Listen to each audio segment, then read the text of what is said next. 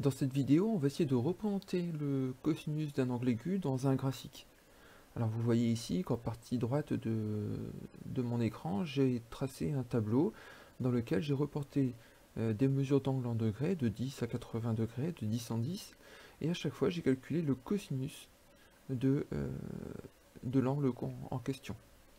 Donc ici j'ai les cosinus, et ce que je vais faire, c'est que je vais le représenter dans mon graphique situé à gauche, dans lequel, sur l'axe des abscisses, j'ai replanté de 55 les angles en degrés, et sur l'axe des ordonnées, j'ai replanté des valeurs de cosinus.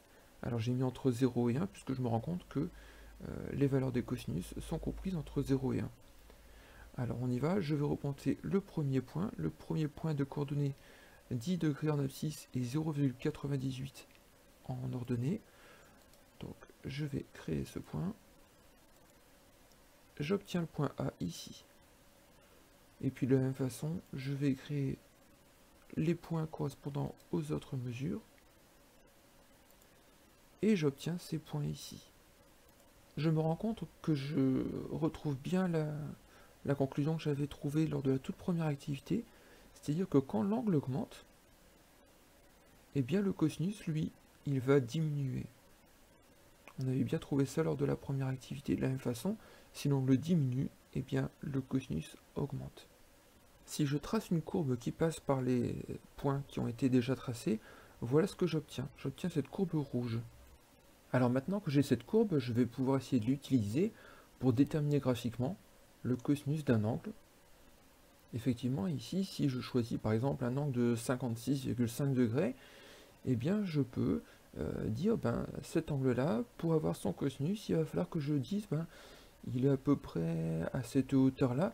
Et donc, regardez, si je trace ici cette ligne-là, 56,5 degrés, je vais obtenir ici un cosinus de environ 0,55.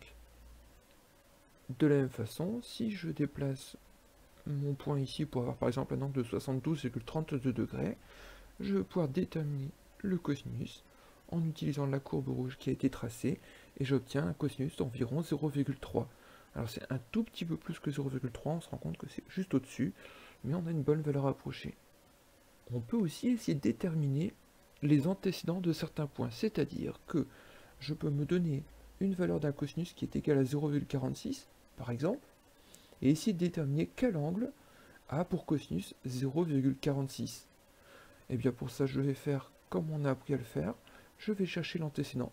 Donc je vais me déplacer horizontalement jusqu'à la courbe, puis verticalement jusqu'à l'axe des abscisses, et j'obtiens un angle de 62,89 degrés.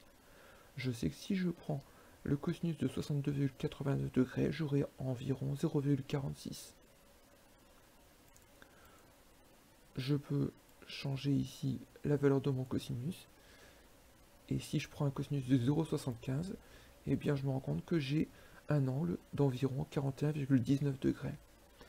Et ce qui est intéressant, c'est de se rendre compte que à chaque valeur du cosinus, j'ai exactement une valeur d'angle qui correspond. Je pourrais donc avoir l'idée suivante. Si je prends une valeur de cosinus, est-ce que je vais être capable de retrouver la mesure de l'angle? Eh bien, grâce à ce graphique, j'ai une solution, mais effectivement, ce graphique, je ne l'aurai pas tout le temps. Heureusement, la calculatrice est capable de le faire pour moi. Alors allons voir ça tout de suite.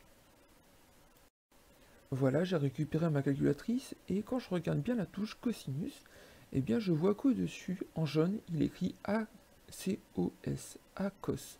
En fait, c'est une abréviation de arc cosinus qui permet de calculer la mesure de l'angle si je connais le cosinus.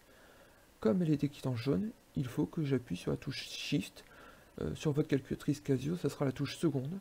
Vous pouvez regarder sur votre calculatrice, il est aussi écrit arc cos au-dessus de la touche cos.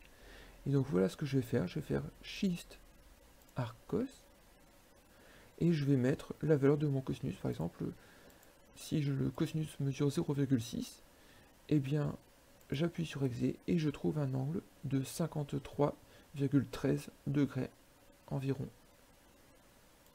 Je peux vérifier sur mon graphique. Si je prends un cosinus de 0,6, j'obtiens effectivement un angle de 53,13 degrés.